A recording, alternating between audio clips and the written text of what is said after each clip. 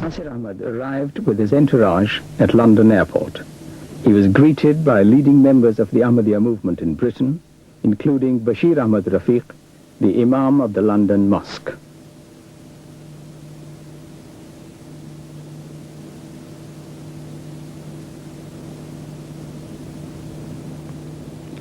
Soon after his arrival, Hazrat Mirza Nasir Ahmad, accompanied by his wife, was escorted to the VIP lounge for a press conference to announce his arrival in the United Kingdom and his proposed attendance at the international conference.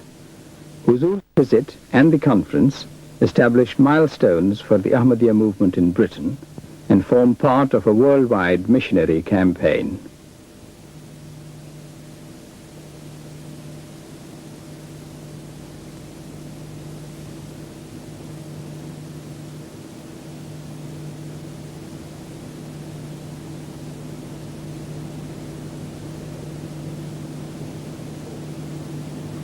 The first mosque in London was built in 1924, and the buildings alongside formed the headquarters of the Ahmadiyya movement in Great Britain.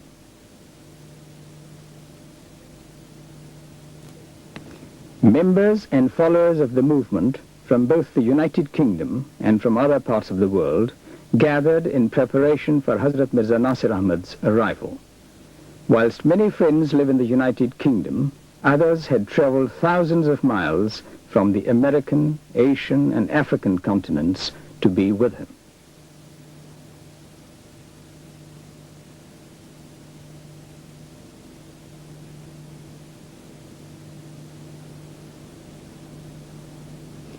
Arriving by car, Hazrat Mirza Nasir Ahmad, with an agility belying his years, was anxious and eager to meet the several hundred followers who had assembled to greet him.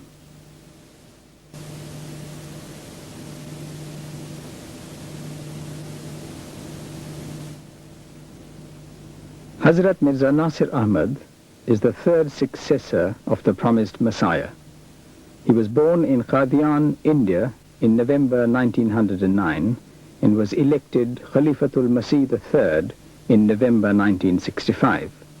Hazrat Mirza Nasir Ahmad is a great intellectual and memorized at a very early age the whole of the Holy Quran. He has an honors degree in Arabic from the University of the Punjab and graduated in philosophy in Arabic from Government College in Lahore. In England, he studied at Balliol College, Oxford, where he took an honors degree. His knowledge of several languages enables him to converse with members of the Ahmadiyya movement in many countries. Hazrat Mirza Nasir Ahmad has brought about a great expansion in the missionary activities of the movement, and under his direction, mostly in African countries, a large number of schools, medical centers, hospitals, newspapers, and magazines have been established. The institutions established by him include the Fazl-e-Umar Foundation, the Nusrat Jahan Leap Forward Program, and the Ahmadiyya Centenary Jubilee Fund.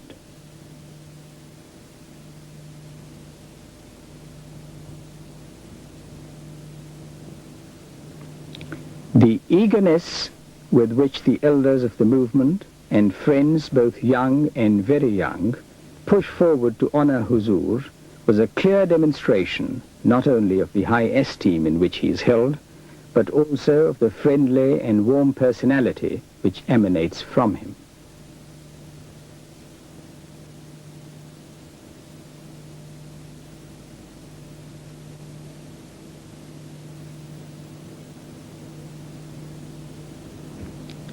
On Friday, June 2nd, 1978, Hazrat Khalifatul Masih once again attended the London Mosque for a prayer service. Not only is he the leader of the Ahmadiyya movement, but also a down-to-earth humanist, with interests ranging from the study of bees and rose growing to the maintenance of a string of fine horses.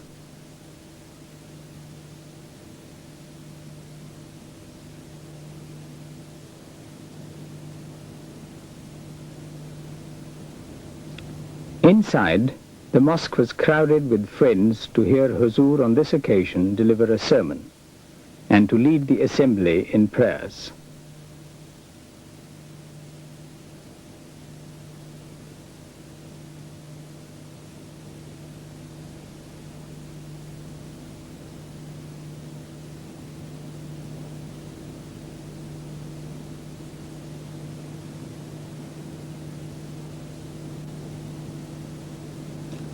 After the prayers in the mosque, Hazrat Khalifatul Masih once again met more of his friends in an informal walkabout in the gardens surrounding the headquarters of the Ahmadiyya movement in England.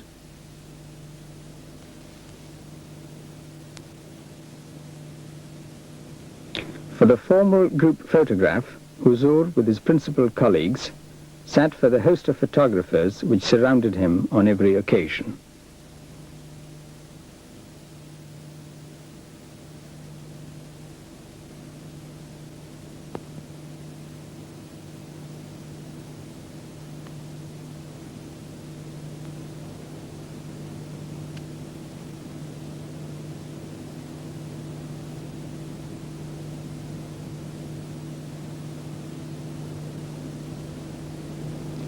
Handshaking, homage, and unreserved adoration were in abundance as friends from all walks of life crowded around Huzur, confirming the popularity of the revered leader. Throughout the world, the Ahmadiyya movement has over 10 million believers, of which around 10,000 are in Britain.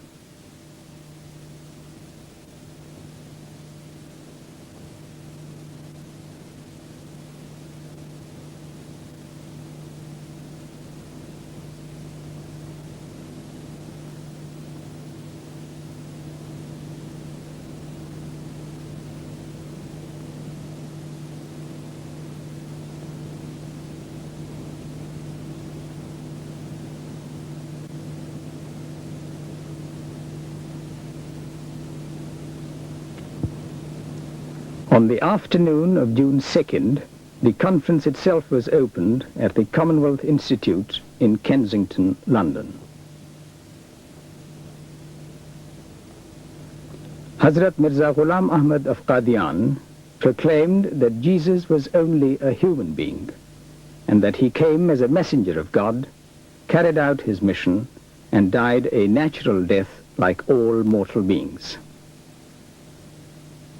The Ahmadiyya movement declares that Jesus did not die on the cross, but was taken down by his followers while still alive. He traveled to India to convey his message to the lost tribes of Israel, and died at a great age in Kashmir, where his tomb can still be seen. Recent archaeological excavations have confirmed it to be the tomb of Jesus. The theme of the conference was therefore the deliverance of Jesus from the cross, and literature produced by eminent historians and writers was on display. For this historic event, believers and friends came to gather information and to be addressed by Orientalists, archaeologists, scholars, and theologians of many religions, who had been invited from all over the world to speak on their beliefs. The opening ceremonies took place before a packed main hall and to overflow audiences in adjacent halls by television. For this opening session, the speakers on the stage were Dr. Ladislav Filip, Sir Muhammad Zafarullah Khan, Bashir Ahmad Rafiq, and Air Marshal Zafar Chowdhury.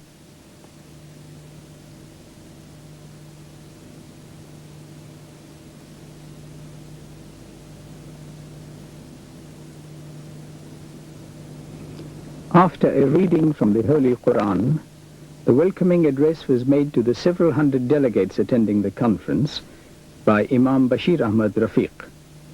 Bashir Ahmad Rafiq came to London in 1959 as a missionary and deputy imam.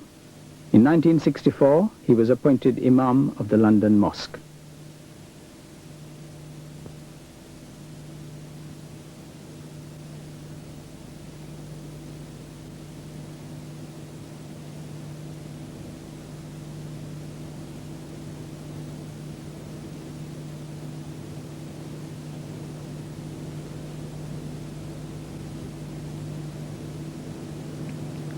Following the Imam's words of welcome, the conference was opened officially by Sir Muhammad Zafrullah Khan.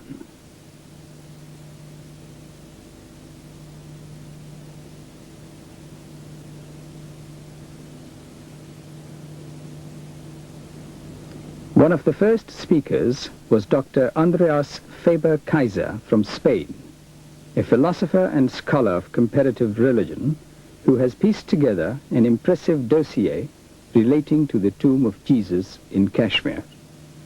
Dr. Faber-Kaiser's topic was that Jesus did not die on the cross.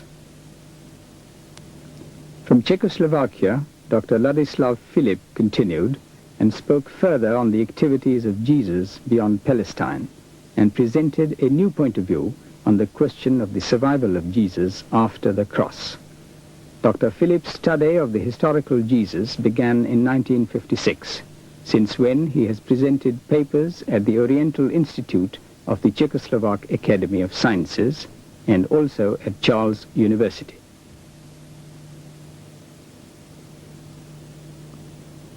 The next subject covered the deliverance from the cross according to the Holy Quran and was delivered by Mr. Abdus Salam Madsen from Denmark.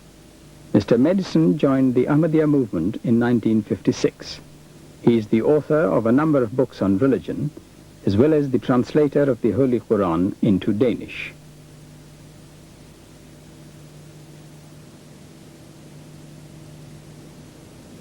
Sir Muhammad Zafrullah Khan is a learned scholar in world religion and the author of several books on Islam. Sir Muhammad is a distinguished personage. He was the first foreign minister of Pakistan and later became president of the General Assembly of the United Nations, and thereafter president of the International Court of Justice. The subject of his paper was the Ministry of Jesus, Prophet or God.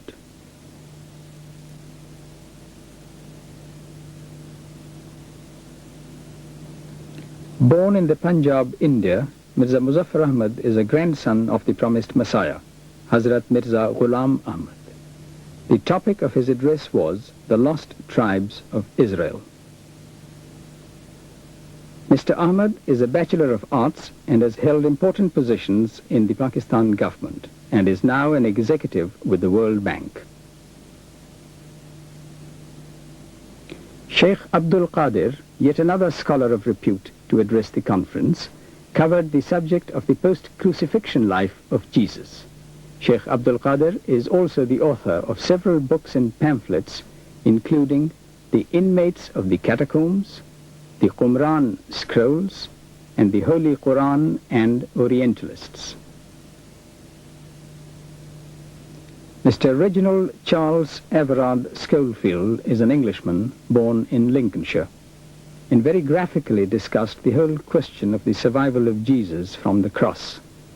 His experience of different cultures and his interest in comparative religion gave an added depth to his talk and to his conviction that Jesus did not die upon the cross. He is convinced that it is now possible to distinguish the true story in the Bible.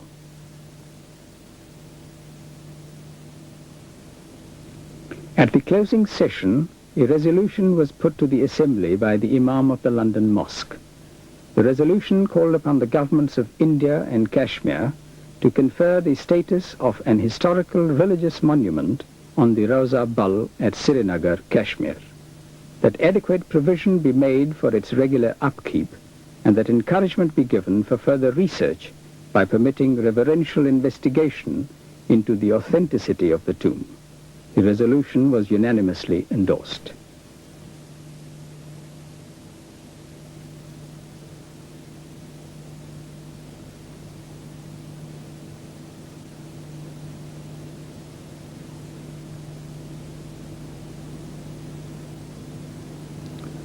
The main exhibition hall at the Commonwealth Institute, which is the permanent home for displays featuring the Commonwealth countries, provided the setting for the finale to the conference. Over 1,000 people attended this highlight of the week to hear an address given by Hazrat Khalifatul Masih.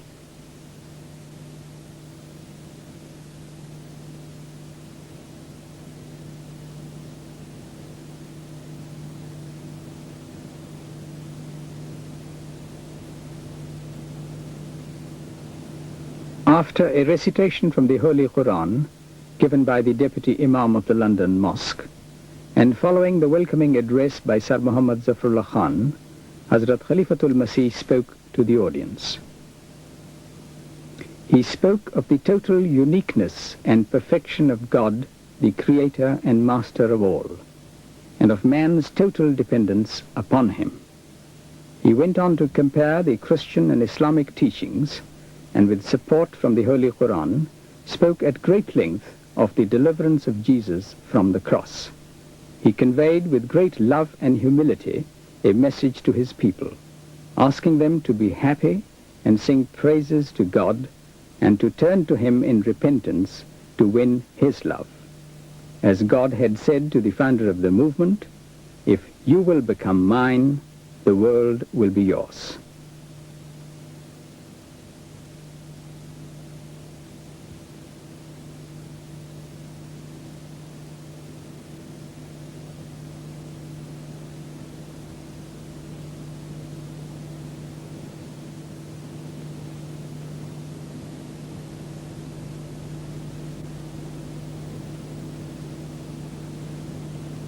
Hazrat Mirza Nasir Ahmad's visit to London provided him with a unique opportunity to catch a brief glimpse into the workings of the House of Commons. Host for the day was Mr. Tom Cox, Member of Parliament for the London Borough of Tooting.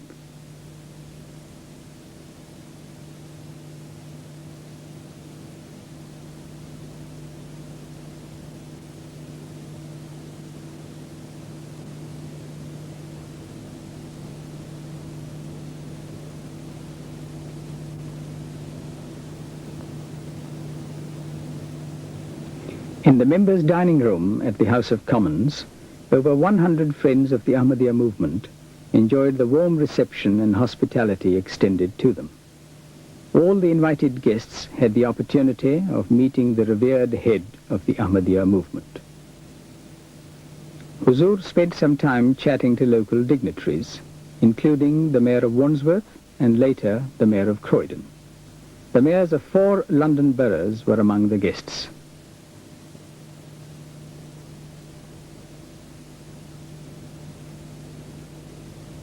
As the House of Commons was in session during the day, an added highlight to this informal occasion was provided by the appearance of a number of members of Parliament who dropped into the dining room during recess. Notable amongst the 18 members of Parliament who called in was Mr. Norman St. John Stevens, and Huzur spent some time talking to him. Undoubtedly, the conversation swung around to religion. Several religious denominations were represented, including members of the Jewish and Catholic faiths, and throughout the afternoon, Huzur was kept busy with introductions and had ample opportunity for conversation on religious matters.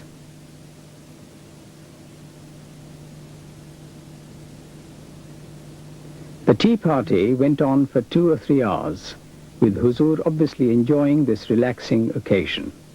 There was even time for the cup of tea.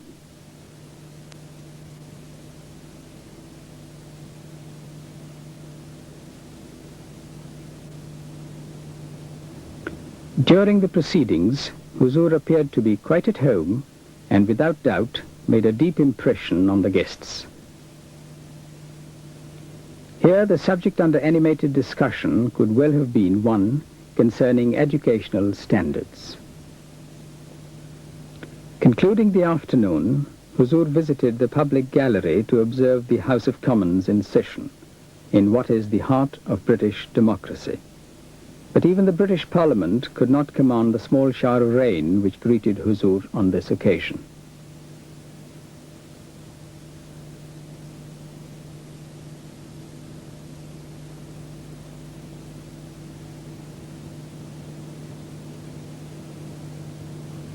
On Sunday, June 11th, under a cloudless sky, Hagley Hall in Starbridge, on the outskirts of Birmingham, furnished yet another lovely occasion.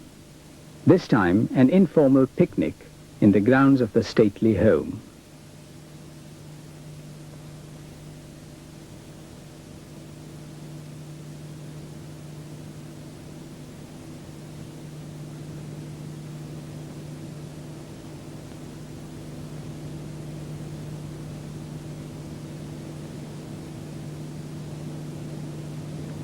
Hagley Hall, the home of Lord and Lady Cobham for many years, provided a fitting background for an event such as this.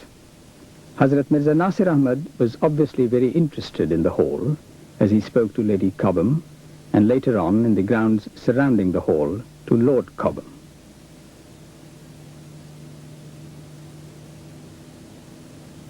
Huzur's extensive travels throughout the world and his experience of life enable him to converse easily at all social levels.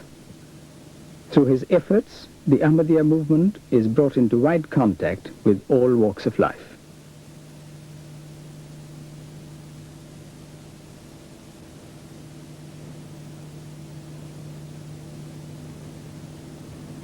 Over 1,000 people travelled by car and coach not only to enjoy the surroundings of the peaceful English countryside, but also to offer prayers with Huzur.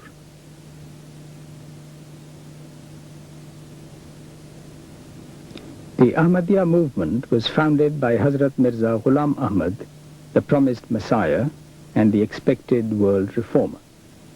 He came with the spirit and power of all the prophets of God.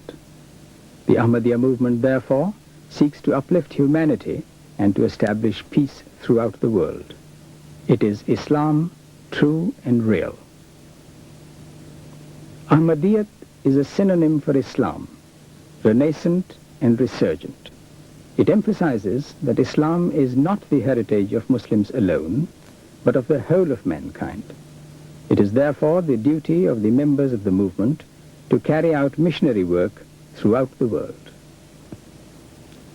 There has been considerable success in missionary activities as seen by the growth in membership of the movement in Africa, Europe and America, as well as Asia. The Ahmadiyya movement has already established 135 active missions in over 40 countries. It has also founded educational and medical institutions in many countries. In Africa and the Middle East alone, the movement has 71 educational institutions. It also publishes several newspapers and more than a score of periodicals. Membership of the movement is by no means confined to people of Indian and Pakistani origin, and the growth in membership of people of European and West Indian descent is most encouraging.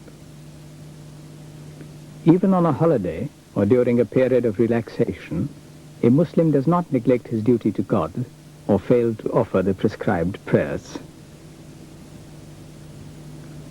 Hazrat Mirza Nasir Ahmad is a man of firm belief and conviction, and his visit to the United Kingdom will be remembered for a very long time by all those who were privileged to be near him, honor him, and pray with him. His visit will provide even firmer foundation for increasing the movement's activity and influence, not only in Great Britain, but throughout the world.